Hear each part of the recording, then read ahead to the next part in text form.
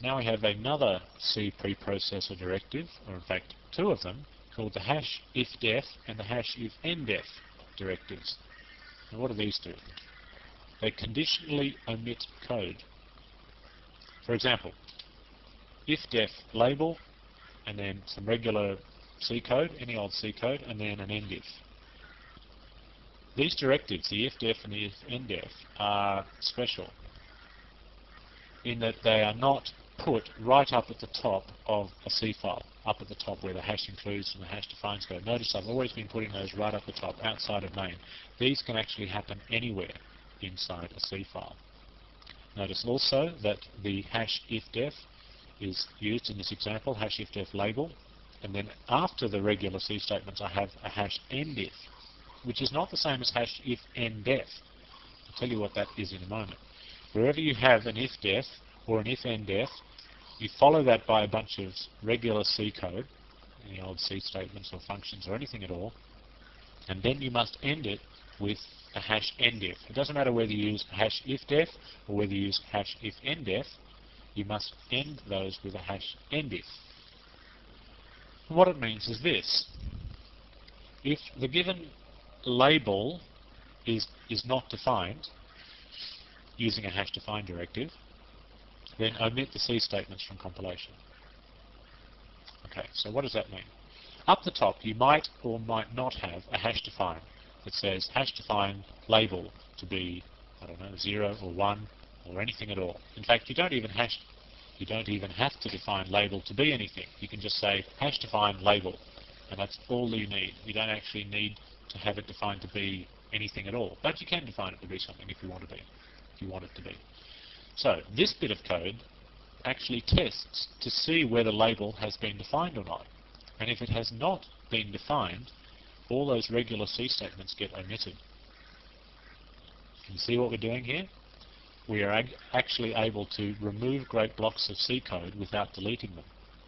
That's the principal purpose of ifdef and ifndef, is that you can wrap up regular C statements. You can take 100 C statements or even just one C statement and put a hash ifdef endif pair around them, and conditionally sometimes delete them and sometimes not delete them, depending on whether there's a hash define up the top of the program or not.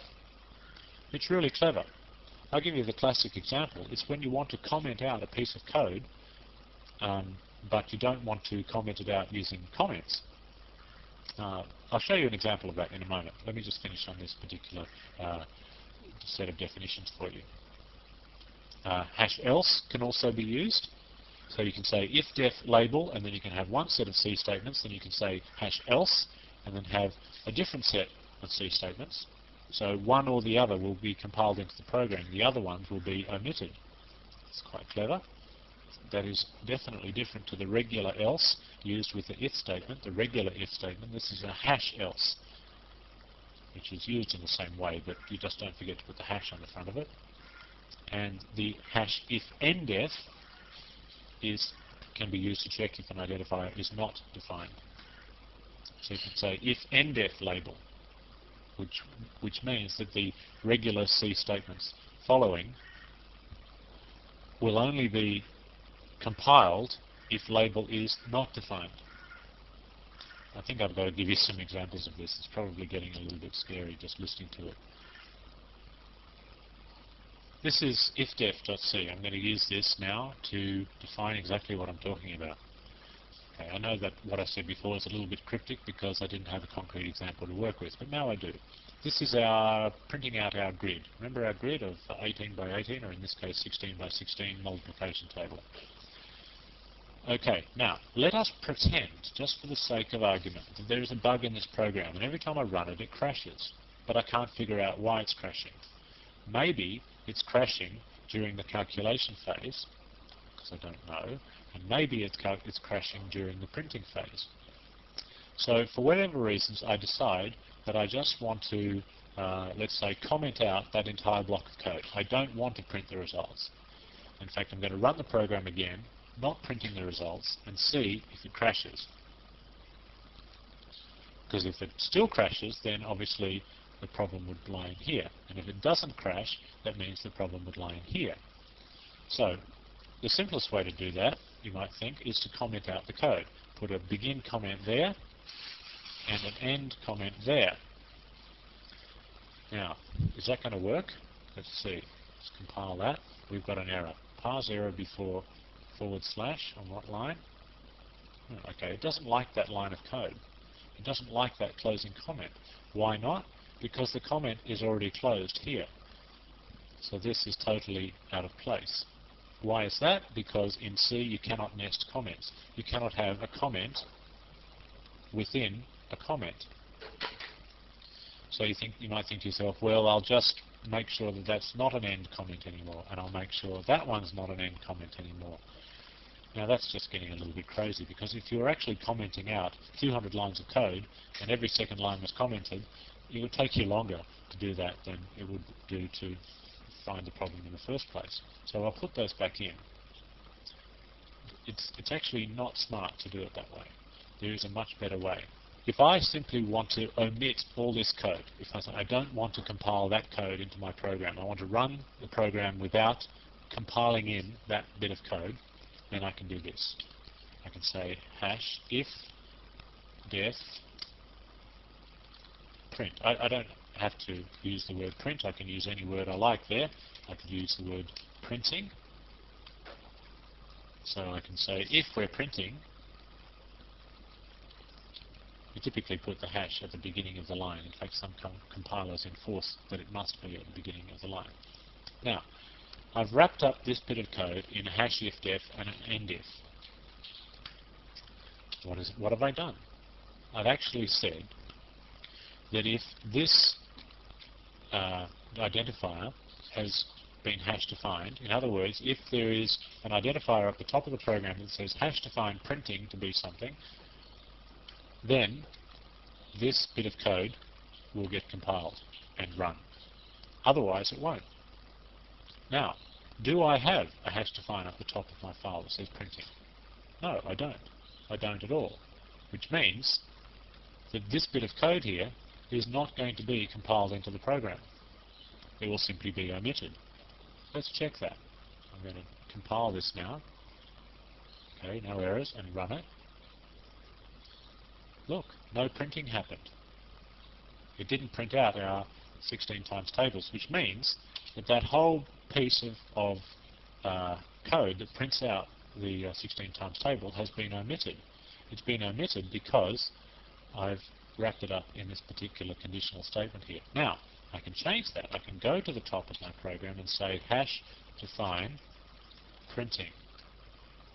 Now, I could hash define it to be something, 0 or 1, or I could define it to be anything at all, any piece of rubbish, or I could just simply not define it to be anything. I could just say it is defined. That line there, I know it looks kind of silly. I'm defining printing, but I'm not defining it to be anything. That's actually a legal line of code. So I might just leave that in like that and see if it works now. Okay, compile, yes, and run. Oh, and now I get printing, which is exactly what I thought I would get. So this is really an excellent illustration of how code can be conditionally there or not there. Now the only thing that you might say to yourself is, well,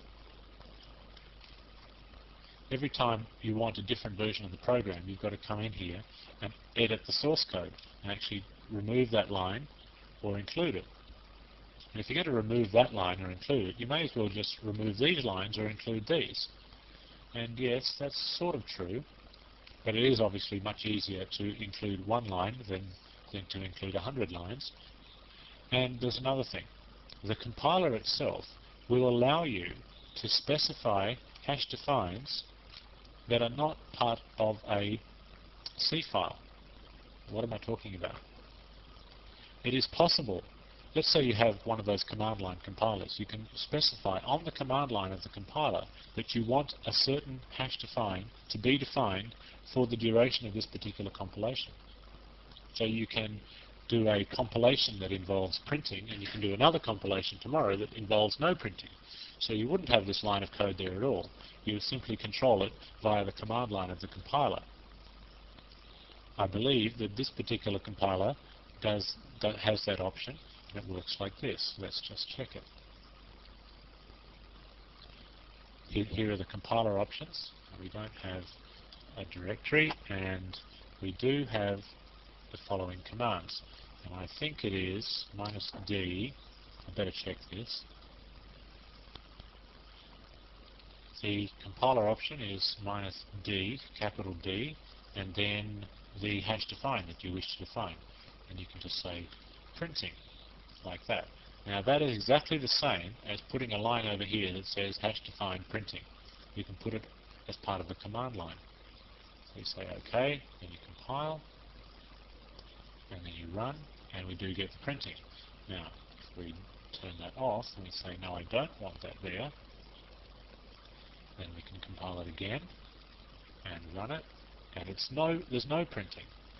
So it's very, very handy that you can just say tick the box or don't tick the box and put this thing in here, and you get completely different behavior for your entire program. Where might this be used other than just simple debug or conditionally having components of your program in or not having components? A particular common one is -d Unix or -d Windows or things like that.